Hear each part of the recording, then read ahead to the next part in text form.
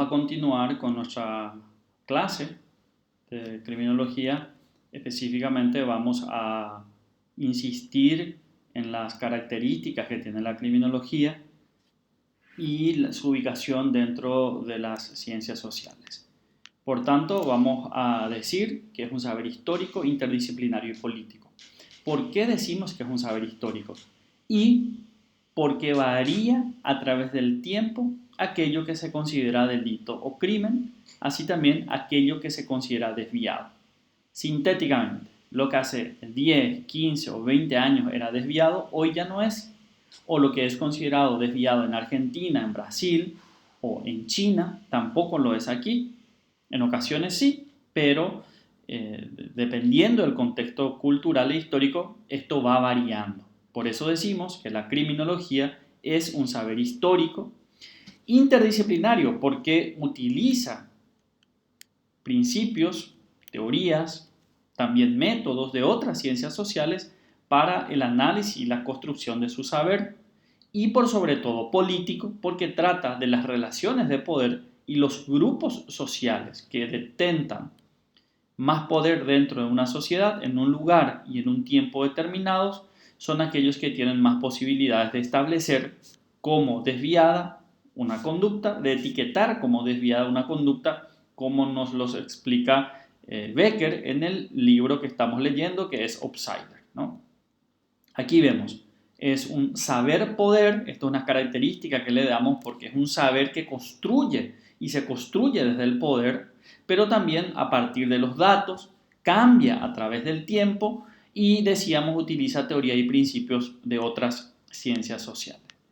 Con relación a su objeto de estudio es importante detenernos nuevamente y imaginarnos un cuadrado, es decir, 4 fenómenos que analiza. Estos fenómenos son el delito, el delincuente, la víctima y los procesos de criminalización. Los procesos de criminalización nuevamente vuelven a dividirse en primario y secundario. En el proceso de criminalización primario se analiza por qué una conducta se considera delito, o se considera una infracción, o se considera falta, y otras conductas no se consideran delito. No pagarle a un empleado el salario mínimo no es delito, pero sin embargo golpearle a una persona es delito. Entonces, ¿qué elementos se tienen en cuenta? Todo esto tenemos que analizar e ir profundizando a lo largo de nuestra clase. Asimismo, ¿por qué algunos delincuentes o algunas personas que cometen delitos son detenidas, enjuiciadas, procesadas e incluso encarceladas y otras no? Entonces, ¿de qué depende? ¿Qué factores intervienen?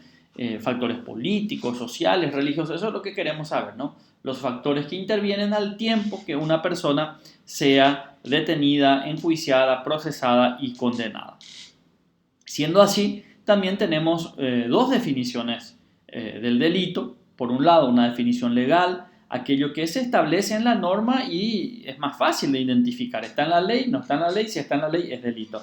Pero una definición criminológica es una tarea más compleja y aquí vamos a recurrir a las afirmaciones de Gottfredson y Hirschi, que son unos autores a quienes le cita el profesor Santiago Redondo, y nos habla de 3 conductas: fuerza, engaño o peligro. O sea, es utilizar la fuerza, utilizar el engaño o poner en peligro a otras personas con la finalidad de una satisfacción o beneficio personal o para otras personas, ¿no? Entonces, hay que distinguir una definición legal de otra definición criminológica del delito, y esto vamos a ir profundizando a lo largo de toda nuestra materia. Siendo así, también vamos a analizar los factores que intervienen en la construcción de la conducta desviada. Si decimos que la conducta desviada es histórica, necesariamente esto tiene que variar a través del tiempo y también los factores que intervienen para la construcción social de esa conducta. Entonces, en primer lugar, en cada lugar y en cada tiempo hay una cultura dominante, hay unas relaciones de poder dominantes, y son estas relaciones de poder y estas visiones culturales las que establecen y definen aquello que va a ser considerado desviado en un primer momento y punible. Punible, cuando decimos punible, nos estamos refiriendo a que una ley penal recoge esa conducta y dice que esa conducta va a merecer un castigo.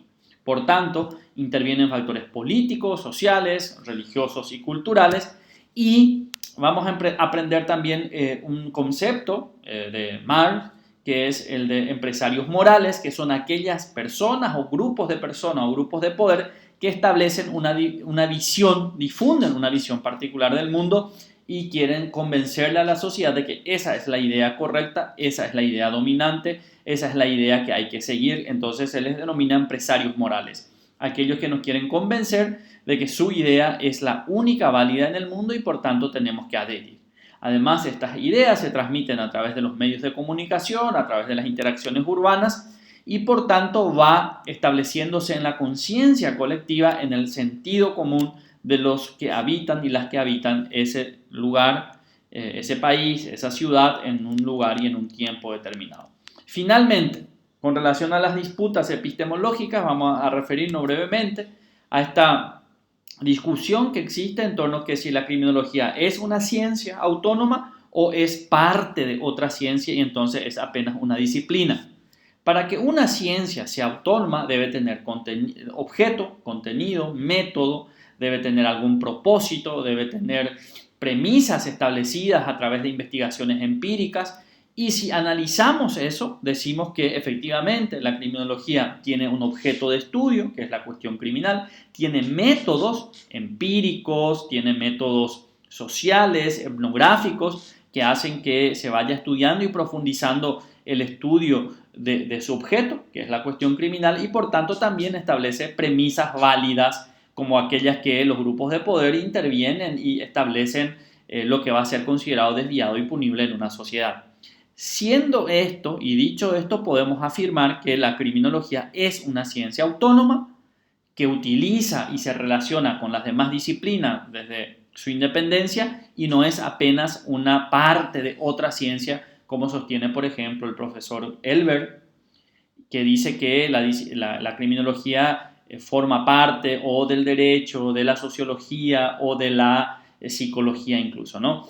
Y por tanto podemos nosotros afirmar que la criminología, por estas características que dijimos que tiene, construye su saber a través de un método científico, va reviendo aquellas premisas que fue construyendo a lo largo del tiempo y por tanto efectivamente se trata de un saber independiente dentro de las ciencias sociales. Hasta por aquí vamos a desarrollar en esta clase.